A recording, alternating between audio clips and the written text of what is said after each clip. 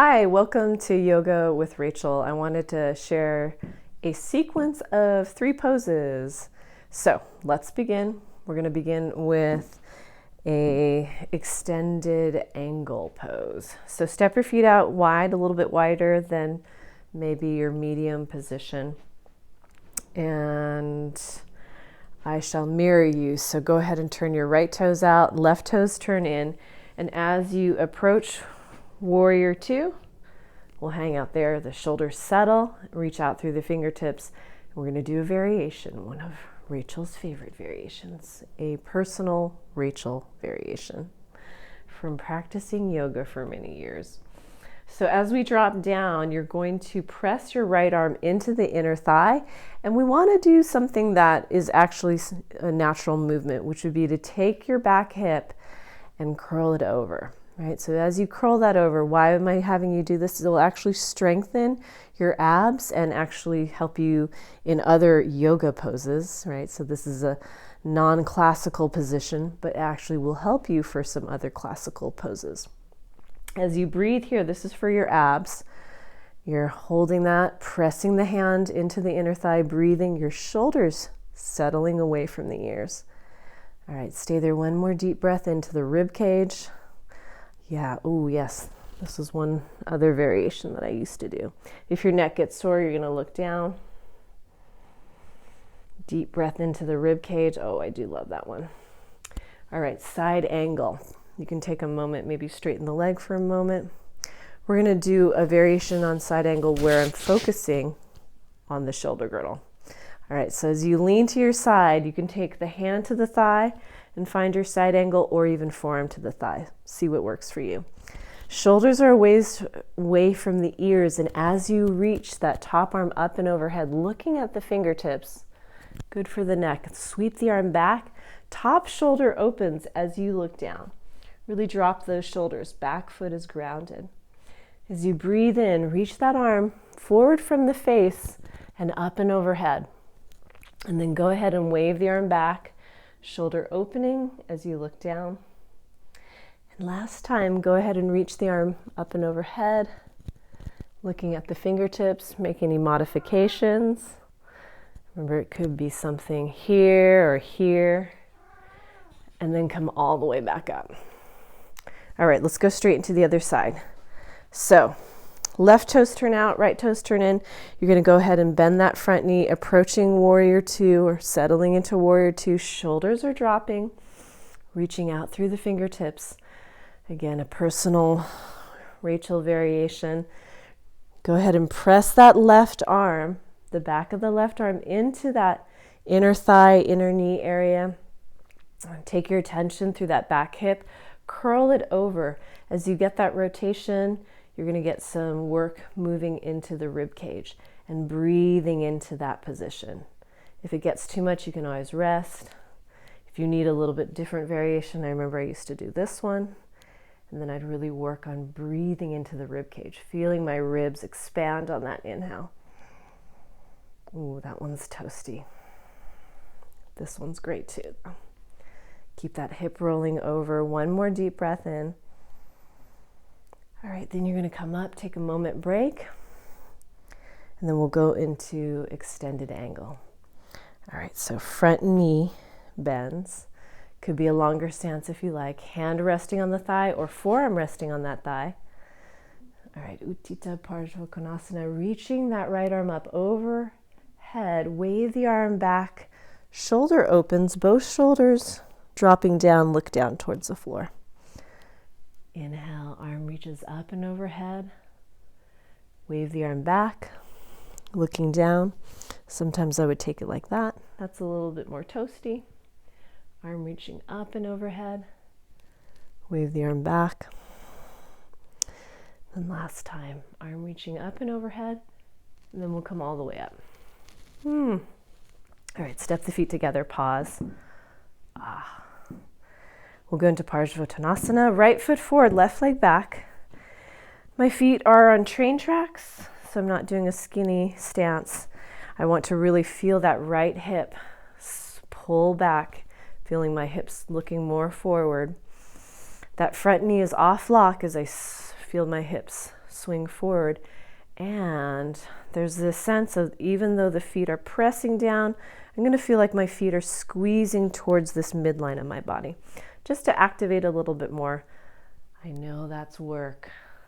It's really great for the legs and activating the subtle muscles that are connecting to the ligaments and tendons. So go ahead and breathe into that, squeezing the legs together and then slowly dropping down.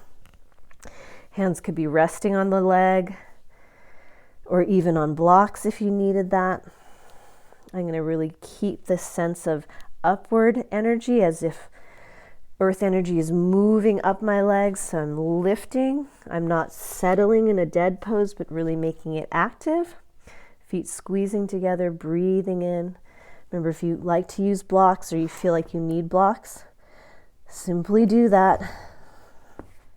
All right, stay here. One more deep breath in. Full exhale. Oh, yes. Hamstring stretch. And then slowly, feet pressing down. And I'm lifting up, using my abs, using all the muscles of the leg. More active way to stretch. Okay, let's go for the other side. Left foot forward, right foot back. And again, hips are swinging forward. And check in. Keep those hips moving forward. Keep swinging and shifting that hip back. Back leg is active, front knee is off lock, and then see if you can feel the feet grounding into the earth energy moving up. You're going to squeeze the legs together. I know that's work. Great for your legs and the strength and stability of the body. I'm attempting you to feel that upward energy so that it's a more integral pose between the legs and the torso. So breathing, I'm not just hanging here. I am okay if you need to do that though. Keep the hips swinging back. I'm going to take it a little bit more actively, breathing into that. Holding. All right, one more deep breath in. And then as you come up, that heel presses into the floor and slowly rolling up. Okay, step the feet together. Okay, third pose in this sequence. Prasarita, Padottanasana, and the feet open wide. So I'm actually, going to do a variation. One of my favorite variations. So what's going to happen is I'm going to have you focus on one hamstring at a time. You could use a block and see how that goes, and then we'll go into more of a classical position.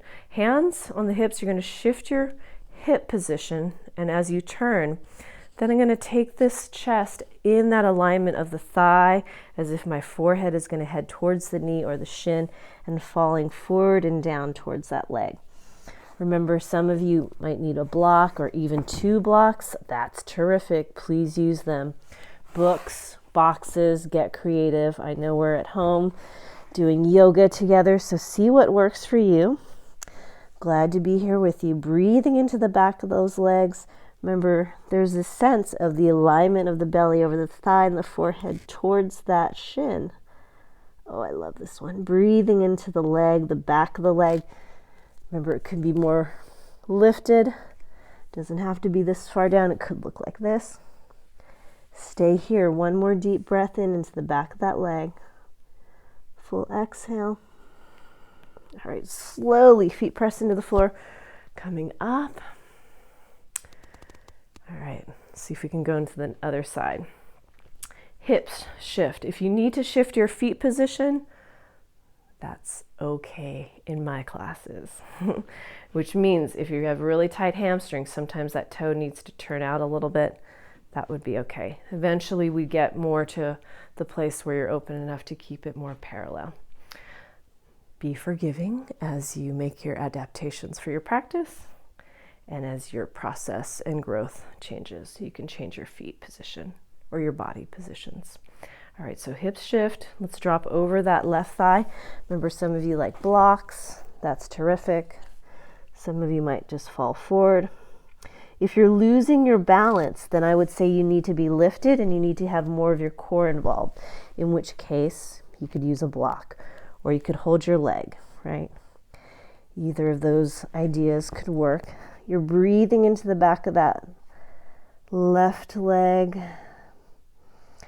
I don't think I'm mirroring you for this one, but that's okay. This one's not too complex. Okay, one more deep breath into the back of your left leg. Full exhale.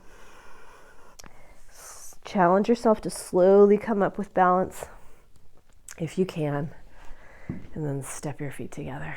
Woo.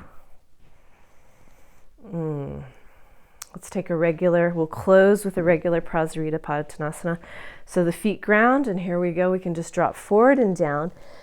Many variations, so go ahead and practice it in a way that feels great for you. I want you to just enjoy this last pose of our sequence. Heels ground, base of the toes ground, relaxing the head. Remember, some of you like to use blocks. Sometimes I like to do a flat back variation. Oh, that one's terrific. I call it the Iyengar flat back ones, where the tailbone opens. You're feeling that lengthening through the back of the legs. Play with any variations that you like. And happy to share this shorter sequence. Sometimes at home we just want to do a shorter sequence just to get into some work into opening up the body. All right, to come up, let's go ahead and take the knees off lock, feet ground. We're going to roll all the way up and then take a moment to step the feet together. All